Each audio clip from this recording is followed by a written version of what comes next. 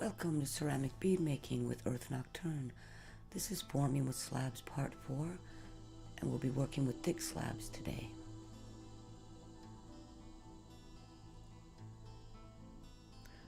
First up is a side drilled trapezoid. These look nice when they're hung consecutively on a necklace or individually.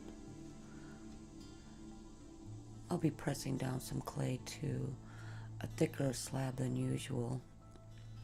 Instead of going a 1/4 inch or 1/8 of an inch, I'll be rolling it out to 1/2 inch. This will be thick enough to hold the threading needle as it goes through the side without splitting it. I'm using a metal rib to take off any canvas marks. Once the outer circle is cut with a large round cookie cutter, I then place the smaller cookie cutter in the center. Make sure that it's even around the sides, and this creates a donut shape.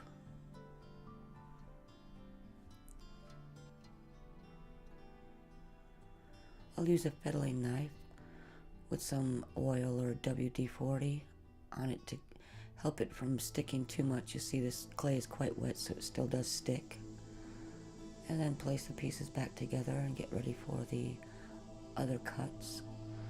You can make these as small or as large as you like. I'm going to make them into 8 different pieces. It's a quite large ring.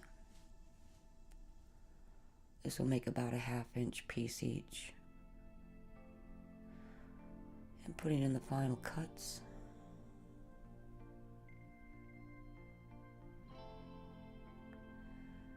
And then use a knitting needle to put a threading hole in the sides of them.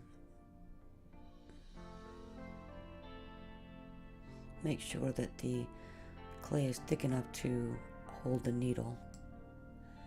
And now I'll use the remainder of that 1/2 inch slab to cut some other shapes that will be side drilled and a few beads that will be top drilled. This is a square that can be used as a pendant or a bead. You can see these cutters will leave a mark in the center on these thick slabs. You can use the other side as the good side or carve it like I'm going to do.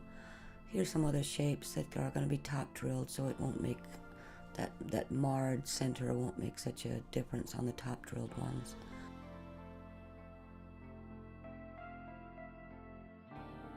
And that's it for this short video. The next video we'll be doing some freeform cutting on some slabs, and then I'll be moving on to some extruded forms in the last forming video. Hope to see you there.